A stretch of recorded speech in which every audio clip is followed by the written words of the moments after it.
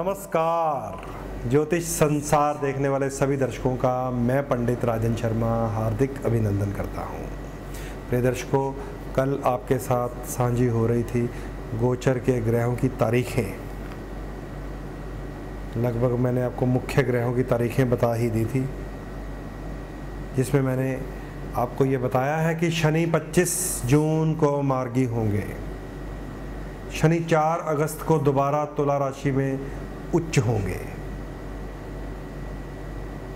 गुरु ग्रह अभी केतु के साथ ही बैठे रहेंगे लगभग जनवरी तक। केतु और गुरु इकट्ठे हैं तो राहु की दृष्टि पड़ रही है। अभी बृहस्पति के फल धीमे ही रहेंगे, नुकसानदेह हो सकते हैं, परेशानी दे सकते हैं, लाभ देने वाली स्थिति में नहीं है। नेचुरल उपाय करें, एक अलग बात है। सूर्य ग्रह 15 जून या 14 जून समझ लीजिए, अगली संक्रांति तक केतु के साथ है, राहु के पंजे में है, ग्रहण की स्थिति बनी हुई है। जो बच्चे जन्म लेंगे उनके कुंडली में पितृदोष आ जाएगा। ये सारी डेट्स आप नोट कीजिए या अपने अपने घरों में आप भी पंचांग रखें, जिनमें मैं अक्सर आपको पेज नंबर बताता रहता हूँ कि इस पेज के ऊपर सारे ग्रहों की चाल के विषय में लिखा हुआ है। तो जब भी आप एस्ट्रोलॉजर से पूछेंगे कि मकान कब बनेगा, तो वो आपका कुंडली का मकान का खाना देखेगा, चौथा भाव, उसका स्वामी ग्रह कौन सा है, चौथे भाव में कौन सा ग्रह है, आपकी कुंडली में जो दशा अंतरदशा चल रही है उसका चौथे भाव या चतुर्थेश से कोई संबंध है कि नहीं। मान लीजिए सारे संबंध बन गए कि चौथे भाव का स्वामी की दशा चल रही है, कुंडली में बहुत बढ़िया है, आपको वो एप्लीकेबल हो गया है, लेकिन उसका कारक जो है, मकान का कारक जो है शनि ग्रह है, अगर वो आसमान में वक्री है, अस्त है, नीच है, डूबा हुआ है, तो धरती के ऊपर चाहे हमारी दशा चल रही हो चाहे अंतरदशा चल रही हो, काम नहीं पूरा होगा। ये भी नहीं होगा कि होना नहीं है, होगा, बस वहाँ फंस जाते हैं हम लोग। ये भी दिख रहा होता है कि कल हो जाएगा, परसों हो जाएगा, आज हो जाएगा, शाम को हो जाएगा, सुबह हो जाएगा, होगा जरूर, लेकिन गोचरीय ग्रह की कमज़ोर अवस्था के कारण सिरे नहीं चढ़ पाता। तो फिर जब अक्सर हम गोचर की तारीखें बताते हैं आप सबको कि भैया आप तो ये 4 अगस्त को शनि उच्च होने हैं, तब देखेंगे आपकी गाड़ी कब आएगी, मकान कब बनेगा। अब जब दोबारा शुक्र ठीक होंगे तब देखेंगे शादी कब होगी। बृहस्पति तारा अभी तो डूबा हुआ है, जब वो 30 मई को उदय होगा तब देखेंगे गुरु संबंधित संतान का योग क्या है आपका। अभी तो सूर्य केतु के साथ आ गया है, आप प्रमोशन की बातें करते हैं, मुझे डर है डिमोशन ही ना हो जाए। सूर्य केतु को ये पार कर लेने दीजिए 30 दिन, तब देखेंगे सूर्य अब मिथुन राशि में क्या फल देता है। तो फिर हम तारीखें बताते हैं कि इस दिन तक ये ग्रह खराब है, इस दिन तक ये ग्रह अस्त है, इस दिन तक ये ग्रह कमज़ोर है, इस दिन तक ये ग्रह आपको बुरा फल दे सकता है, और आपका योगकारी है या अयोगकारी है, आपको इस ग्रह को ग्रहण करना है या दान करना है, ये आपका लगन देव है या दैत्य है। जैसा कि कल मैंने आपको विस्तार से वो राशियां बता दी थी जो देव राशियां हैं, और वो भी बता दी थी जो दैत्य राशियां हैं। उनका जन्म पत्री के लगन भाव यानी कि प्रथम भाव में आ जाना आपकी कुंडली की कैटेगरी तय कर देता है कि वो देव लगन की है या दैत्य लगन की है। मोटे तौर पे आपको बता देता हूँ कि अगर आपकी दैत्य लगन की जन्म पत्री है तो आपके योगकारी शुक्र शनि बुध बनेंगे, नोट कर लीजिए। अगर आपकी जन्म पत्री वृष या तुला लगन की है, शुक्र के लगन हो गए। कन्या या मिथुन लगन की है, बुध के लगन हो गए। मकर या कुंभ लगन की है, शनि के लगन हो गए। ये दैत्य लगन होते हैं मोटे तौर पे। सूक्ष्म रूप से आपकी जन्म पत्री बताएगी। कई बार कस्प लगन भी होते हैं, संधि लगन में ये तय करना ही मुश्किल हो जाता है कि कभी ये ग्रह असर देने लग जाता है, कभी ये ग्रह। उसके भी तोड़ है मेरे पास, वो मैं आपको समझाऊंगा जब आप मुझे मिलेंगे। कईयों की हाँ, यहाँ अब मैं डिग्री वाले अंकल की बात कर देता हूँ जो डिग्रियाँ बता के आपको डिग्रियों में ले जाते हैं। डिग्रीज में स्टार्टिंग ऑफ द प्लैनेट या एंडिंग ऑफ द प्लैनेट अगर लगन में फंस गया तो कस्प लगन हो जाता है, उसका तोड़ है मेरे पास। फिर संधि लगन को भी हम ठीक करते हैं फलादेश के अनुसार, तो उस बात को छोड़ लीजिए। अगर आप दैत्य लगन है, बुध शुक्र और शनि आपके योगकारी हो जाएंगे। हर हालत में आपको बुध शुक्र और शनि को मजबूत करना है, हर हालत में। बुध का रंग हरा होता है, शनि देव का काला होता है और शुक्र महाराज का क्रीम या गुलाबी होता है लेडीज के लिए। नोट कर लीजिए, हर हालत में आपको बुध शुक्र और शनि को सेट करने के लिए मजबूत करना है, क्योंकि आपके योगकारी हैं। हो सकता है बुध शुक्र शनि नीच हो सकता है बुध शुक्र शनि त्रिक स्थानों में खराब हो सकता है बुध शुक्र शनि शत्रु राशियों में हो, लेकिन आपको हर हालत में अपने त्रिकोण पतियों को मजबूत करना है। उनके रंगों का प्रयोग करना है, हरे काले और क्रीम का। उनके रत्नों का प्रयोग करना है, पन्ना, नीलम और जरकन या डायमंड या ओपल, जो भी आप अलाउ कर लें अपनी जेब के अनुसार, आपकी पॉकेट आपको दे। हर हालत में आपको त्रिकोण पति मजबूत करने हैं। इसी प्रकार अगर आप दैत्य लगन को छोड़ दें, देव लगन की कुंडली हो, अगर आपके लगन में मेष या वृश्चिक 1 या 8 नंबर राशि आती है तो आप मंगल के लगन बनेंगे। मंगल जो देवताओं का सेनापति कार्तिक्य है, तो आप हो गए देव लगन के। अगर आप धनु या मीन लगन के हैं 9 या 12 नंबर, तो आप गुरु के लगन बनेंगे। गुरु जो देवताओं के गुरु माने जाते हैं, बृहस्पति हैं, हो गए आप देव लगन के। अगर आप कर्क या सिंह लगन के स्वामी हैं, चंद्रमा और सूर्य देवताओं के मित्र ग्रह माने जाते हैं, क्योंकि ये शुभ ग्रह हैं जिन्होंने अमृत पान किया था, हो गए आप देव लगन के। तो मेष, वृश्चिक, धनु, मीन, कर्क और सिंह अगर आपकी जन्म पत्रियां हैं, तो आपको लगन के मुताबिक मंगल, सूर्य और गुरु को मजबूत रखना है। मंगल, सूर्य और गुरु को। अगर आप कर्क या वृश्चिक लगन है तो आपको चंद्रमा को भी मजबूत रखना है, क्योंकि आपका लगनेश और भागेश हो जाता है। फिर ये बातें आपको याद रखनी है। इनमें फिर आप कलर कैटेगरी समझ लीजिए देव लगन वालों की।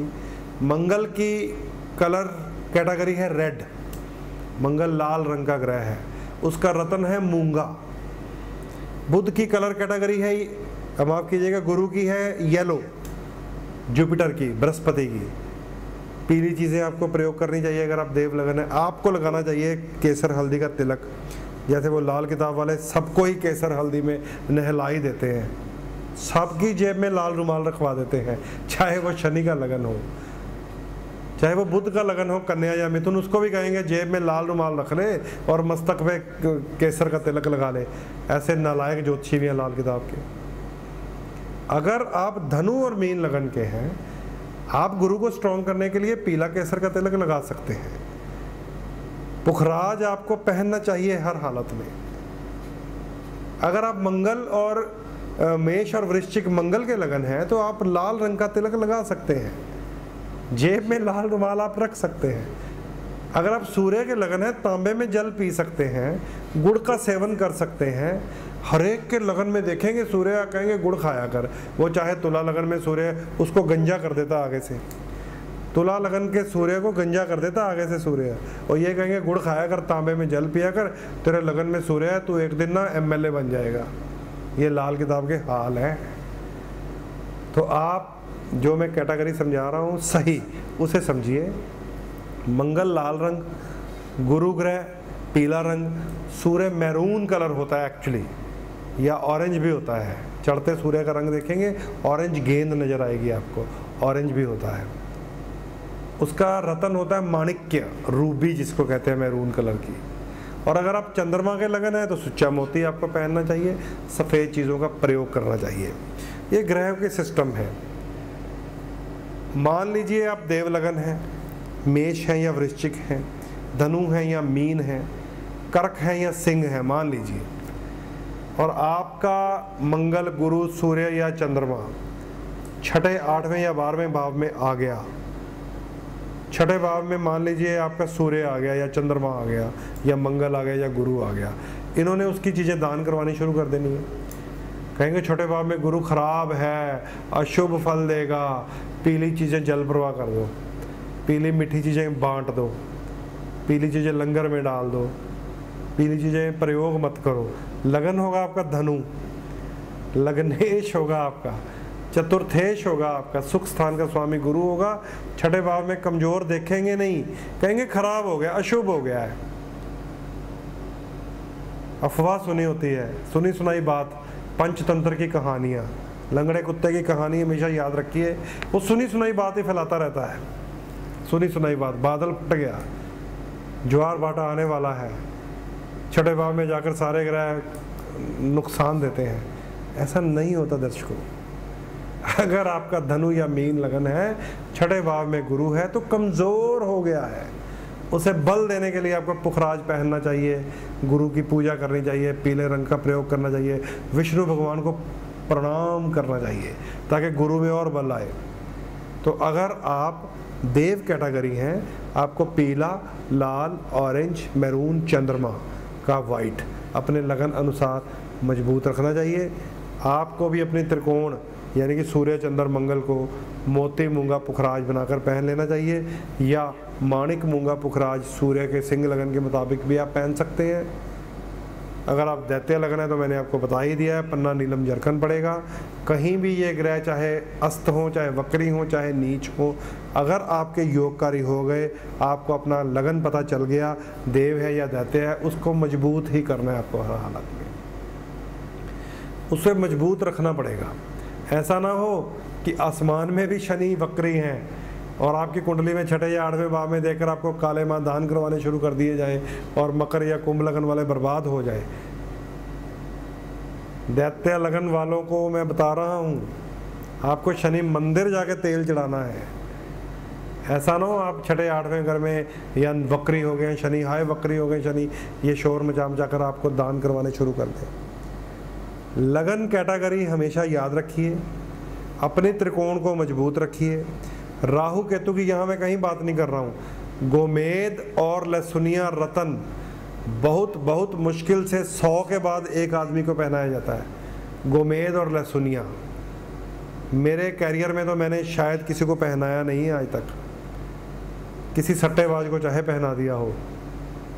अब ये मत कहना मैं किस किस की बातें कर रहा हूँ, तो आपकी डिमांड के अनुसार भी उपाय बता देता हूँ कभी कभी, जबकि वैसे तो मैं एक जिद्दी ब्राह्मण हूँ, अपने ही उपाय बताता हूँ, आपकी डिमांड के उपाय नहीं बताता हूँ, आपके लगन को मजबूत करने के उपाय बताता हूँ। सो लगन को मजबूत कीजिए। ग्रह गोचर में बहुत धीमे हैं, बहुत अड़चनों भरे हैं। गुरु भी खराब है, शुक्र भी खराब है, बुध भी खराब है, सूर्य भी खराब है, शनि भी वक्री है, राहु केतु की स्थिति वृश्चिक और वृष राशि वालों को तंग कर रही है, मंगल अभी सिंह राशि में फोर्सफुली हुए पड़े हैं। मतलब लगभग सभी ग्रह इस समय खराब हैं। अपने लगन कैटेगरी के अनुसार ग्रहों को मजबूत रखिए। कैसे मजबूत रखना है ये आपकी कुंडली सहायता करेगी, इसलिए आप अपनी जन्मपत्री आप मुझे दिखा सकते हैं। मुझे दिखाने के लिए स्क्रीन पर आपके नंबर चल रहे हैं सामने, उन नंबरों के ऊपर आप बिना दिक्कत के मेरे साथ बात कर सकते हैं। आपको मैं अपॉइंटमेंट फिक्स कर दूंगा, आपको मैं एड्रेस बता दूंगा, टाइमिंग बता दूंगा, फीस बता दूंगा, जो भी आप टेलीफोन पर पूछेंगे। लेकिन पत्री मत पूछने लग जाना। कई लोग कहते हैं पंडित जी मेरा डेट ऑफ बर्थ ये है, जल्दी जल्दी बता दीजिए। मैं नहीं बताऊंगा भैया, क्योंकि फिर हमें कंफर्मेशन नहीं होती। कस्प लगन भी हो सकता है, टाइम आगे पीछे हो सकता है, आपकी मम्मी ने टाइम गलत बताया हो ये भी हो सकता है। तो टेलीफोन के ऊपर कंसल्टेशन करना ठीक नहीं होता।